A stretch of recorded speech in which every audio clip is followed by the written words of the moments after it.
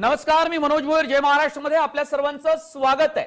वर्ध्यात साहित्यिकांचा मेळा, वर्ध्यामध्ये अखिल भारतीय साहित्य संमेलनाचं आयोजन केलं गेलंय, तर दुसरीकडे विद्रोही साहित्य संमेलनाचंही आयोजन त्याच तारखांना गेलंय. दोन्ही साहित्य संमेलनामध्ये साहित्यिक हजेरी लावणार आहेत आणि हे साहित्य संमेलन बघण्यासाठी म्हणून प्रेक्षकही येणार आहेत. साहित्याचे चाहते रसिक दोन्ही ठिकाणी जमणार आहेत. या दोन्ही साहित्य संमेलनाशी संबंधित अत्यंत महत्त्वाच्या दोन व्यक्तींशी आम्ही आज चर्चा करणार आहोत.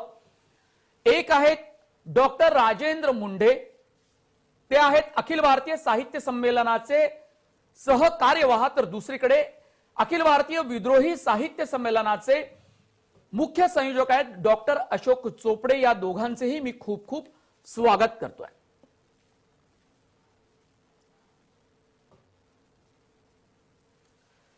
आपल्या दोघांचे खूप खूप स्वागत आहे, डॉक्टर राजेंद्र मुंडे आणि डॉक्टर अशोक चोपडे.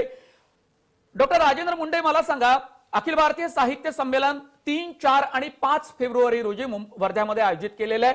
काय तयारी आहे? आताची नवीन संमेलनाची थीम काय? कुठल्या गोष्टीवरती आपण भर देणार? सर्वप्रथम मी जय महाराष्ट्र या चॅनलचं अभिनंदन करतो आणि अखिल भारतीय मराठी साहित्य संमेलनाच्या आयोजन समितीतर्फे स्वागत पण करतो. अखिल भारतीय मराठी साहित्य संमेलन 96 साहित्य संमेलन वर्ध्यामध्ये इथे 53 वर्षानंतर होते आहे. त्याचा वर्धेकर साहित्य रसिकांना आणि सामान्य जनांना अतिशय आनंद होत आहे.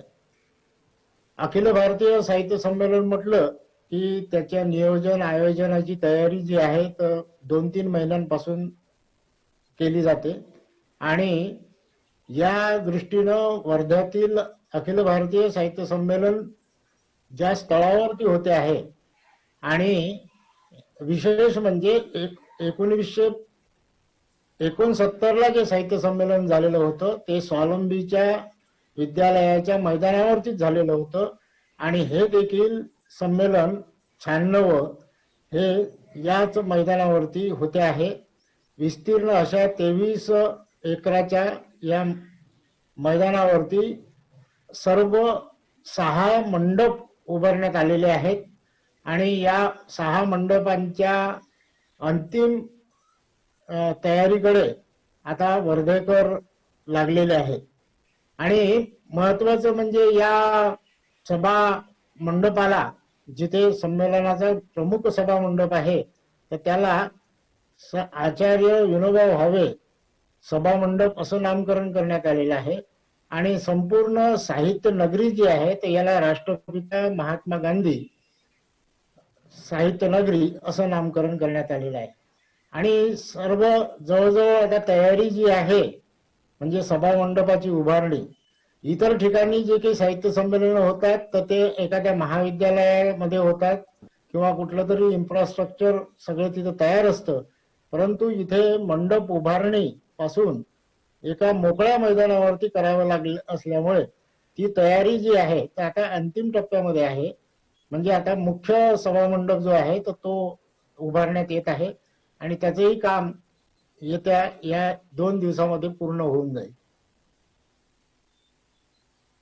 आणि या संमेलनाची थीम म्हणाल तर या संमेलनाच्या कार्यक्रम पत्रिकेवरती आपण जर एक नजर टाकली तर आचार्य विनोबा भावे आणि महात्मा गांधीजींच्या विचारांचा जागर आणि त्या अनुषंगानं साहित्यामधला वेगवेगळे प्रवाह याच्याकडे बघण्याचा एक वेगळा आयाम हे संमेलन देईल असं वाटतं.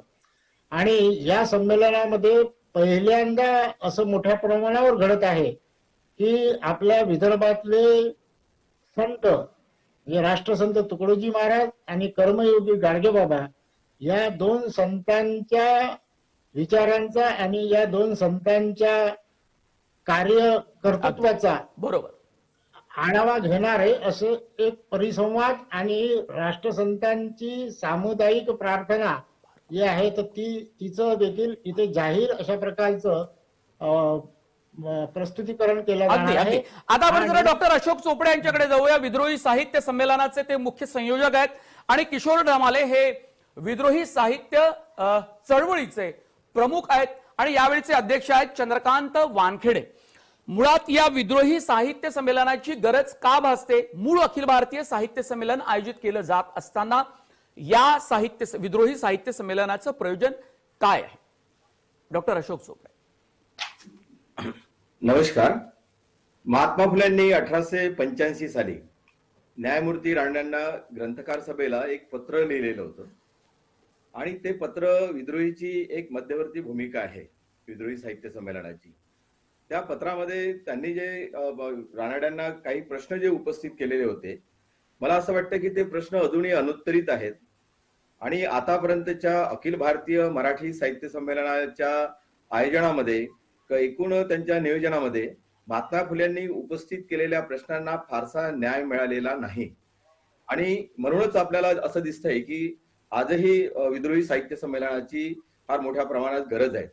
दुसरा मुद्दा यामधला असा आहे की महात्मा फुलेंनी असं म्हटलेलं होतं त्या पत्रामध्ये की कष्टकऱ्यांमधले शूद्राती शूद्रांमधले साहित्य लोक जेव्हा लिहायला लागतील, साहित्य लिहायला लागेल, तेव्हा खऱ्या अर्थाने ते आपले संमेलन भरवतील.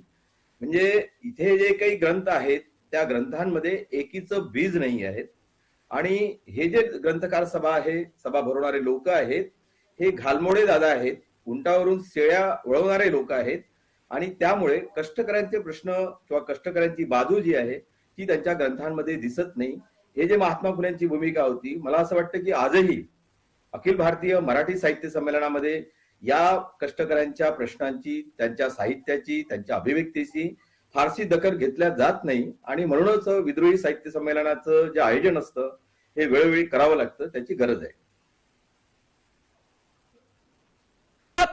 विद्रोही साहित्य संमेलनाची भूमिका मांडत असताना आणि वेगवेगळ्या अध्यक्षांना तुम्ही आपली भूमिका समजून सांग. अर्थात त्यांना भूमिका तुमची माहीतच असेल. चंद्रकांत वानखेडे हे अध्यक्षपद स्वीकारायला जेव्हा तयार झाले तेव्हा विद्रोही साहित्य संस्कृती ही चळवळ महाराष्ट्रामध्ये कशी चालते आणि याचा इतिहास त्यांना पूर्ण माहिती आहे. पण यावेळी त्यांच्याकडून तुम्हाला काही वेगळं काही अपेक्षित आहे का? साधारणतः आपल्याला असं दिसतंय की आतापर्यंत विद्रोही मराठी साहित्य संमेलन म्हटलं की फुले आणि आंबेडकर किंवा मार्क्स म्हणजे डाव्या चळवळीचे लोक यामध्ये बहुतांश आतापर्यंत अध्यक्ष राहिलेले आहेत, उद्घाटक राहिलेले आहेत, त्यामध्ये सहभागी झालेले आहेत. आणि आता आपल्याला असं दिसतंय की अशा वातावरणामध्ये आहोत की सगळीकडे फॅसिझमचं सावट आहे, सगळीकडे अनिश्चितता आहे आणि अशा वातावरणामध्ये आणि वर्ध्यामध्ये विशेषतः हे संमेलन होत आहे गांधीजींच्या भूमीमध्ये. आणि चंद्रकांत वानखेडे जे या संमेलनाचे संमेलनाध्यक्ष आहेत, त्यांची भूमिका ही महात्मा म्हणजे गांधी मरत का नाही हे जर त्यांचं पुस्तक आपण वाचलं किंवा त्यांची एकूण कारकीर्द जर आपण पाहिली चळवळीमधली किंवा त्यांच्या लिखाणाचा जर एकूण आशय जर आपण पाहिला तर आपल्याला असं दिसतंय की ते प्रस्थापित व्यवस्थेच्या विरोधामध्ये आहे आणि विद्रोही साहित्य संमेलनाची भूमिका ही प्रस्थापित व्यवस्थेच्या विरोधामध्ये आहे.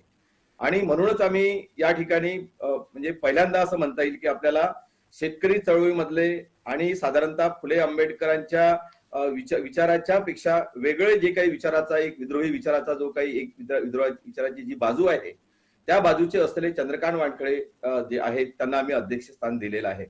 साधारणतः आपल्याला असंही दिसतंय की चंद्रकांत वानखेडे हे स्वतःला गांधीवादी म्हणत नाहीये. ते असं म्हणतात की जे लोक त्यांना गांधीवादी म्हणतात त्यांना बाकीचे लोक गांधीवादीच त्यांना नक्षलवादी समजतात. म्हणजे असंही आहे, ते स्वतःला कुठल्या वादामध्ये अडकवित नाहीत, हे सुद्धा आपण लक्षात घेतलं पाहिजे.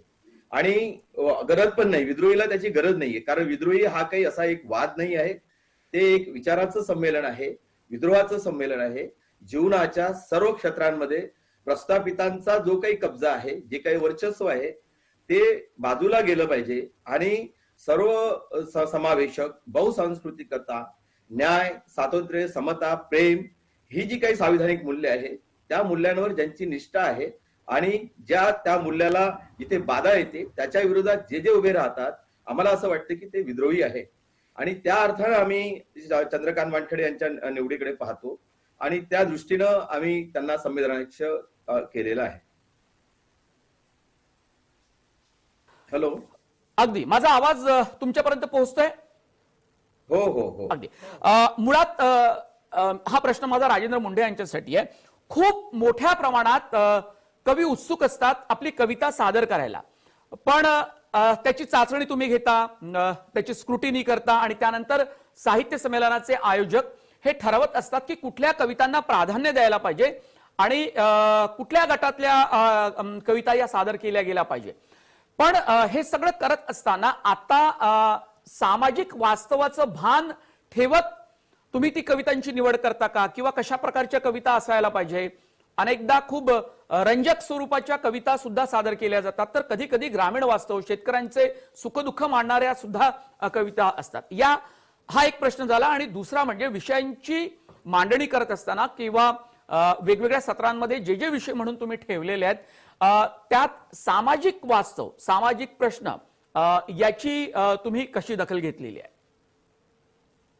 हे बघा, अखिल भारतीय साहित्य संमेलन म्हटलं की प्रत्येकाला असं वाटत असतं की आपली कविता किंवा आपलं साहित्य जे आहे तर याच्यामध्ये आपल्याला सादर करण्याची संधी मिळावी. परंतु सर्वांनाच काही संधी देता येत नाही, आयोजनाच्या काही मर्यादा असतात. म्हणून आम्ही कवी कट्टा जो आहे तर हा कवींसाठी ठेवलेला आहे आणि तो कवी कट्टा 3ही दिवस चालणार आहे. कवी कट्टा 28 तास चालणार आहे. आणि दुसरा म्हणजे अलीकडल्या काळामध्ये गझलेचा जो काही फॉर्म आहे मराठी काव्य प्रकारामधला, तर तो अतिशय गाजणारा आणि त्याच्यामध्ये लिहिणाऱ्यांची संख्याही अलीकडल्या काळामध्ये फार वाढलेली आहे. तर या दोन्हीही काव्य प्रकाराला उचित अशा प्रकारचं स्थान मिळावं आणि सगळ्या कवीचा आदरपूर्ण सन्मान व्हावा या दृष्टिकोनातून आम्ही एक आव्हान केलेलं होतं. आणि त्या आव्हानानुसार कवी कट्ट्याकरता जवळजवळ 2000च्या वर कविता आमच्याकडे आल्या. त्याच्यामधून 500 कवींची निवड जी करण्यात आली, तर त्याच्यामध्ये काव्य मूल्य असलं पाहिजे, कारण कविता लिहिणाऱ्यांची संख्या अलीकडल्या काळामध्ये खूप वाढली आहे. परंतु त्याच्यामध्ये खरी कविता, अस्सल कविता, ज्याला आपण काव्य म्हणू, अशा प्रकारच्या कविता फार कमी असतात. म्हणून ती चाचणी किंवा ती गाळणी लावावी लागते आणि सगळ्यांनाच काही आपण संधी देऊ शकत नाही. म्हणून 500 कवी आपण कवी कट्ट्याकरता निवडलेले आहे आणि ते 3ही दिवस तो कवी कट्टा चालणार आहे. आणि एका तासाचा एक स्लॉट करण्यात आलेला आहे. त्याच्यामध्ये त्या कवींना एका स्लॉटमध्ये 10 कवी आपण घेणार आहोत आणि 10 कवींना उचित अशा प्रकारचं त्याचं कवितेचं सादरीकरण, त्याचा सन्मान, त्याचं स्मृतिचिन्ह देऊन त्याचा आदर सत्कारही तिथे करणार आहोत. आणि गझल कट्ट्यामध्ये देखील 235च्या वर कवींची निवड केलेली आहे.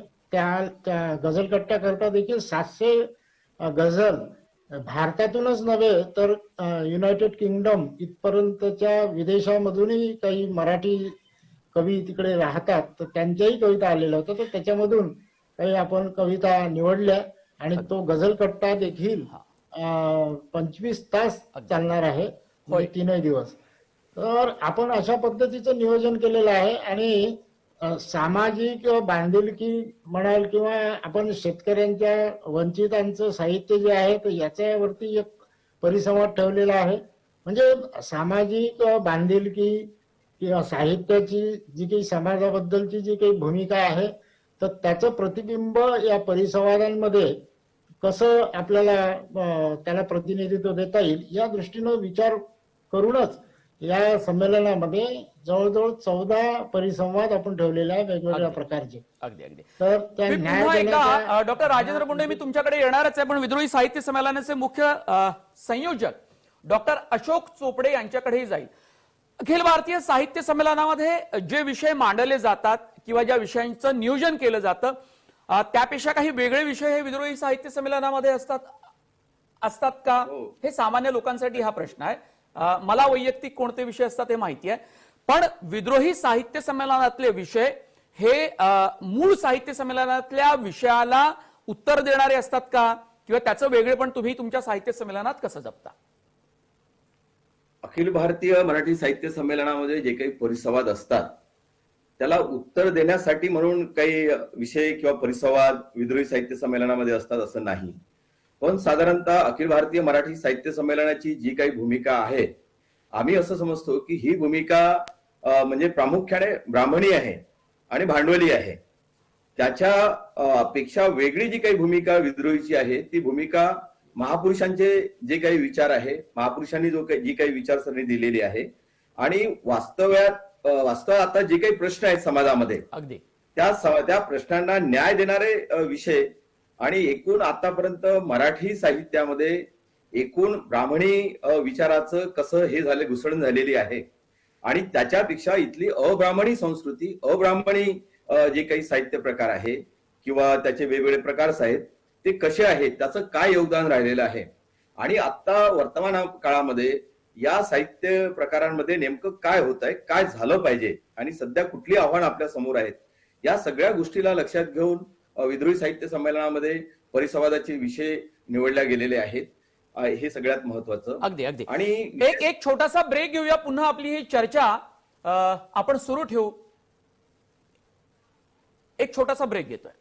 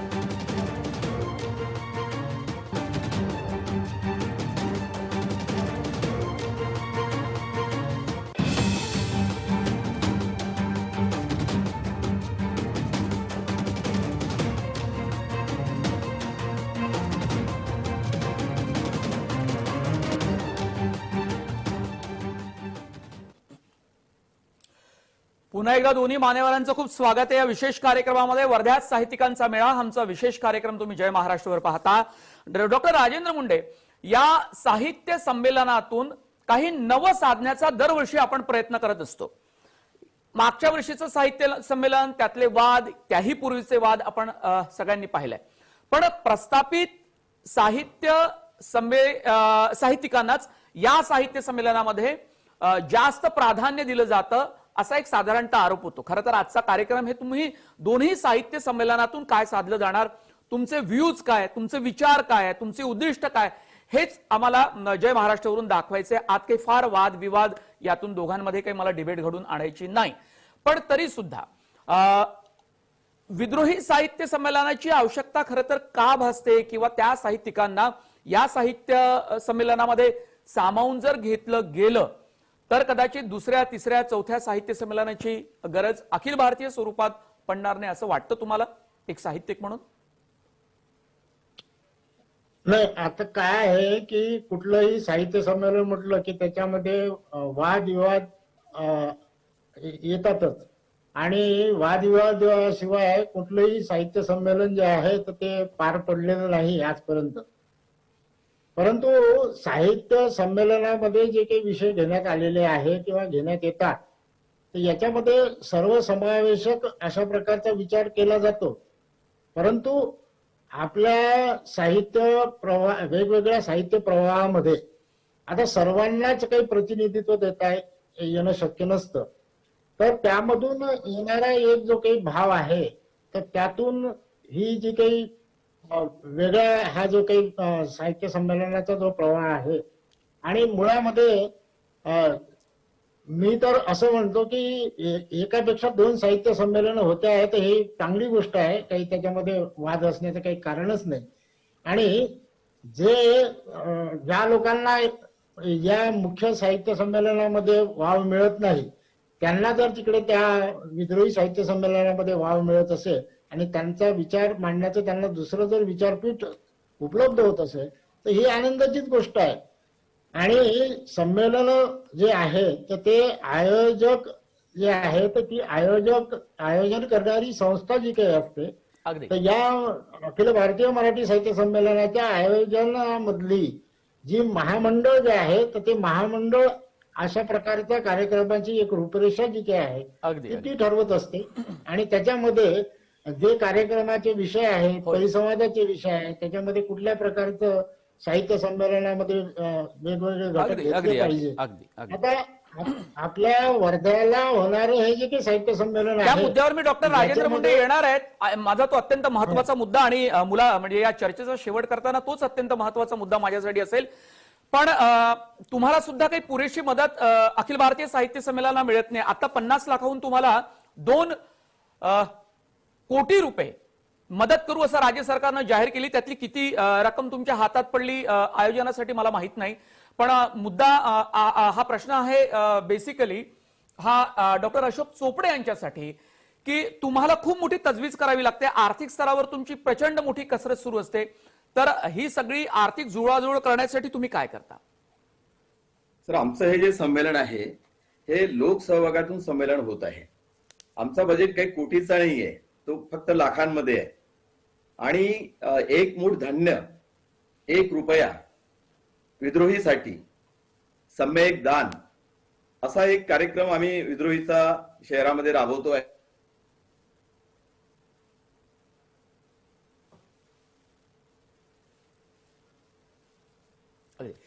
काही तांत्रिक कारणामुळे डॉक्टर अशोक चोपडे यांच्याशी संपर्क होऊ शकला नाही.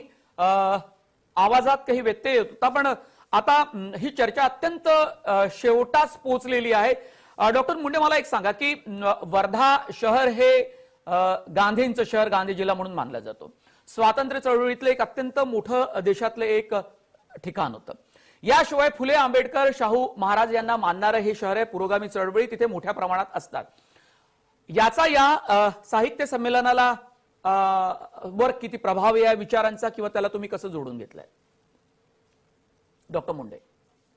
हा, आपल्या वर्धा जिल्ह्याला म्हणजे महात्मा गांधी येण्याच्या पूर्वी माझ्यापेक्षा आपले या कार्यक्रमामध्ये असलेले आमचे मित्र डॉक्टर अशोक चोपडे हे चांगलं सांगू शकतात. महात्मा गांधी येण्याच्या पूर्वी महात्मा फुले वर्ध्यात येऊन पोहोचलेले होते. ते म्हणजे अप्रत्यक्षपणे म्हणजे महात्मा ज्योतिबा फुल्यांचं चरित्र जे आहे तर ते वर्ध्यामधून पहिलं चरित्र वर्ध्यातल्या जिनदास चौडे यांनी छापलं होतं. त्याच्यामुळे या महात्म्याच्या आधी ह्या सामाजिक क्रांतीचा ज्याला अग्रदूत म्हणतो तर तो महात्मा आपल्या वर्ध्यामध्ये येऊन पोहोचलेला होता. महात्मा गांधींच्या विचारांचा अखिल भारतीय मराठी साहित्य संमेलनाच्या या कार्यक्रमामध्ये आपल्याला प्रभाव दिसून येणारच आहे. आणि हे महात्मा गांधी वर्ध्याची जी काही साहित्य चळवळ आहे तर ती महात्मा गांधींच्या विचारांच्याच प्रभावामध्ये आहे. आणि सत्यशोधकी ही चळवळ जी काही आहे तर ती वर्ध्यामध्ये चांगलीच रुजलेली होती. म्हणजे महात्मा गांधींच्या येण्याच्या पूर्वीच आपल्या वर्ध्यामध्ये सत्यशोधक चळवळ फार मोठ्या प्रमाणात होती असंही म्हणता येईल. तर महात्मा गांधींच्या विचारांचा प्रभाव आपल्या या साहित्य संमेलनामध्ये आहे. आणि विशेष म्हणजे राष्ट्रसंत तुकडोजी महाराज आणि गाडगे बाबांच्या विचारांचा जागर जो काही आहे तर तो या साहित्य संमेलनामध्ये होत आहे. साहित्य संमेलनाच्या पूर्वसंध्येला आपण बघतो आहे की सत्यपाल महाराज हे राष्ट्रसंत तुकडोजी महाराज आणि गाडगे बाबांच्या विचारांचे या काळातले अतिशय प्रभावी अशा प्रकारचे प्रचारक आहेत. आणि ते आपल्या प्रबोधन कीर्तनामधून हा विचार जो काही आहे तो मांडत असतात. त्यांच्या कीर्तनानेच या साहित्य संमेलनाची सुरुवात होणार आहे आदल्या दिवशी. अगदी हे खूपच चांगलं आहे. सत्यपाल महाराज त्यांचे विचार आणि तो कोणत्या विचारांचा वारसा घेऊन पुढे जात आहेत हे आपल्याला माहितच आहे. डॉक्टर अशोक चोपडे, हा तांत्रिक अडचणीमुळे तुम्हाला आधीचा प्रश्न तो अपुरा राहिला. आर्थिक पातळीवर तुम्हाला प्रचंड मोठी कसरत करावी लागते असं तुम्ही म्हणाला. पण आता एक दुसरा नवीन प्रश्न आहे की शाहू फुले, आंबेडकर आणि गांधींना मानणारा हा वर्धा जिल्हा आणि त्यात साहित्य संमेलनाचे जे वर्ध्याचे आयोजक आहे विदर्भ साहित्य संमेलनानं याचं आयोजकत्व स्वीकारलंय आणि जबाबदारी मोठी वर्ध्याच्या शाखेकडे. असं असताना या सगळ्याच विचारांना, ज्या विचारांना तुम्ही मांडता त्याच विचारांना वर्ध्याचे आयोजकही मानतात. मग हा थोडासा हे साम्य स्थळ तुम्हाला दिसतं का? आणि त्यामुळे तुमच्या मनात आनंद निर्माण झाला नाही का? नाही, प्रश्न आनंद आहेच. वर्ध्यामध्ये अखिल भारतीय मराठी साहित्य संमेलन होत आहे हा आनंदाचाच विषय आहे. तो काही म्हणजे याचा विषय नाहीये, दुःखाचा विषय नाहीये. पण आपल्याला असं दिसतंय की महाराष्ट्रामध्ये विचाराची एक मोठी परंपरा राहिली आहे, विचार कलहाची परंपरा राहिलेली आहे. आणि या विचार कलहाच्या परंपरेमध्ये इथल्या शूद्रांच्या बाजूने उभं राहणं, इथल्या कष्टकऱ्यांच्या बाजूने उभं राहणं, हे इथल्या बहुजन समाजाच्या बाजूने उभं राहणं हे अतिशय महत्वाचं आहे. आणि हे महत्वाचं काम विद्रोही साहित्य संमेलनाच्या माध्यमातून होत आलेलं आहे. आणि म्हणून या संमेलनाचं महत्व आहे हे आपण लक्षात घेतलं पाहिजे.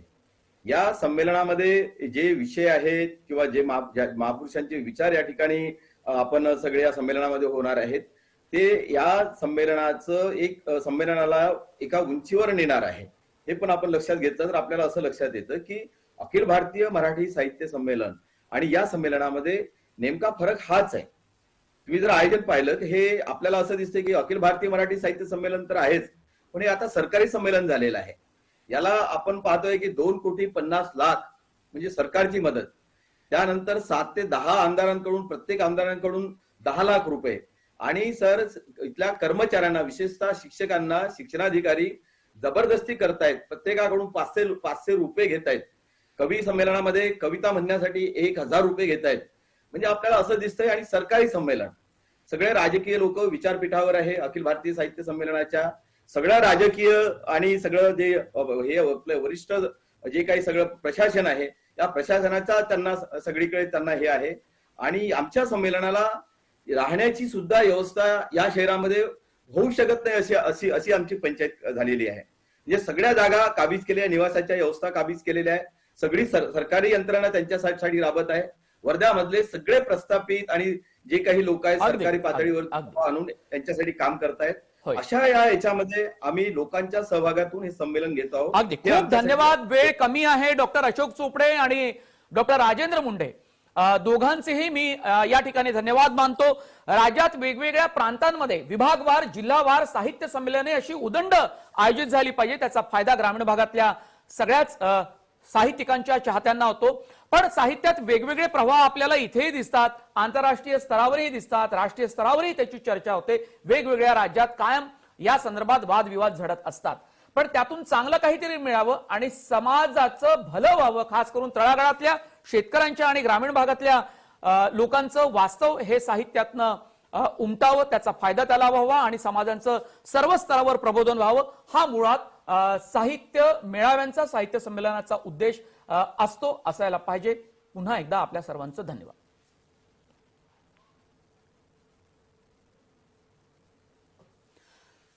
जय महाराष्ट्राचा विशेष साहित्य संमेलनावरचा कार्यक्रम इथेच थांबवतोय. ताज्या बातम्यांसाठी आपण पाहत राहा जय महाराष्ट्र.